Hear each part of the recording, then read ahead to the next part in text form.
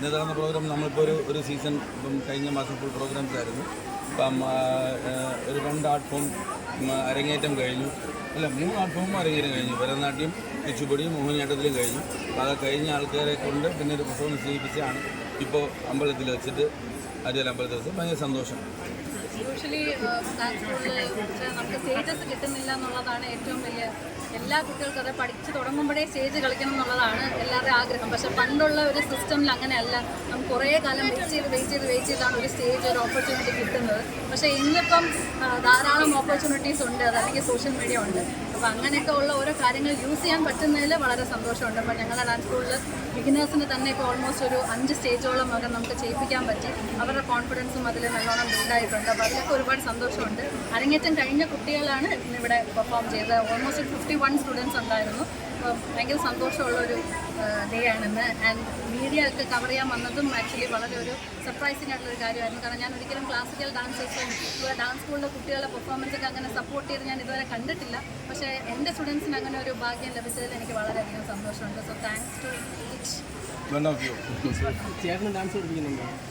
പഠിപ്പിക്കുന്നുണ്ടായിരുന്നു. ഇപ്പം മറ്റേ സീരിയലൊക്കെ കയറിയതിന് ശേഷം ബ്രേക്ക് എടുത്തു. കാരണം ക്ലാസ് റെഗുലറായിട്ട് കൊണ്ടുപോകാൻ പറ്റണം.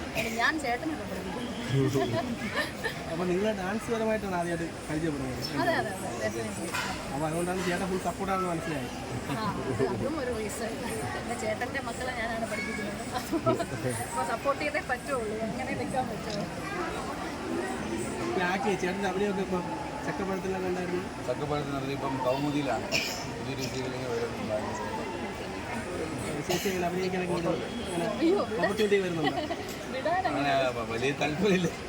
അങ്ങനെ അങ്ങനെയൊന്നുമില്ല, വിടാറൊക്കെ ഉണ്ട്. പിന്നെ കുറച്ച് കൂടുതൽ ട്രിവാൻഡ്രത്ത് തന്നെ സിക്കോൺ ചെയ്യുന്നതാണ് ഫാമിലിക്ക് എല്ലാവർക്കും. സൗഭാഗ്യമൊന്നുമല്ല.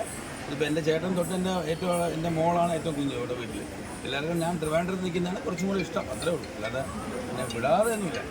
ആദ്യം റീൽസൊക്കെ ഒരുപാട് ചെയ്യില്ലായിരുന്നു. പക്ഷെ ഞാൻ കുറച്ചും കൂടെ കംഫർട്ടബിൾ. ഡാൻസ് ക്ലാസ്, യൂട്യൂബ്, ഇതൊക്കെയാണ് ഞാൻ കുറച്ചുകൂടെ കംഫർട്ടബിൾ. അതുകൊണ്ട് ഞാൻ ആ മേഖലയിൽ നിൽക്കുന്നു.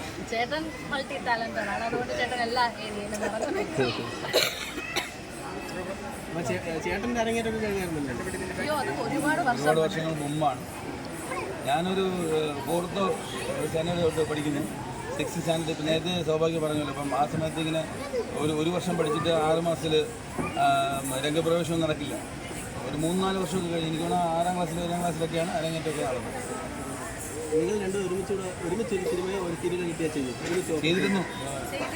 കിട്ടുമ്പോൾ നോക്കാം. നല്ല ഓഫറാണ്. രണ്ടുപേരും കൂടെ ഒരുമിച്ച് ഒരു സ്റ്റേജ് ഇനി നമ്മൾ ചെയ്തിട്ടുണ്ട്. ഒരുപാട് സ്റ്റേജുകൾ ചെയ്തിട്ടുണ്ട്. ഇനിയും ഉണ്ടാവും. തീർച്ചയായിട്ടും ഉണ്ടാവും.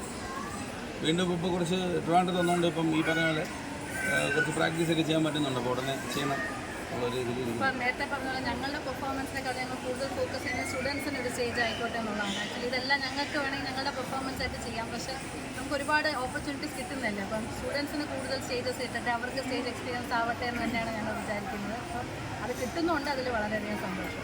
ഈ ഡാൻസ് സ്കൂൾ തുടങ്ങിയിട്ട് എത്ര വർഷമാണ്? ഇപ്പോൾ ഒരു 47 ഇയേഴ്സ് ആയി. 47.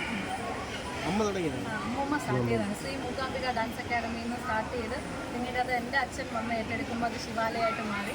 അതിനുശേഷം ഇപ്പോൾ Thara Kalyan dance academy by Sowbhagya എന്ന് പറയുന്നത് എൻ്റെ ഹസ്ബൻഡ് മുന്നോട്ട് കൊണ്ടുപോകും. അമ്മയെ കൂടെ ഒന്ന് വിളിക്കാമോ? അമ്മയ്ക്ക് സംസാരിക്കാനുള്ള ഒരു ബുദ്ധിമുട്ടാണ്. അമ്മ വരാത്തത്. ശരി, ഓക്കെ മാം.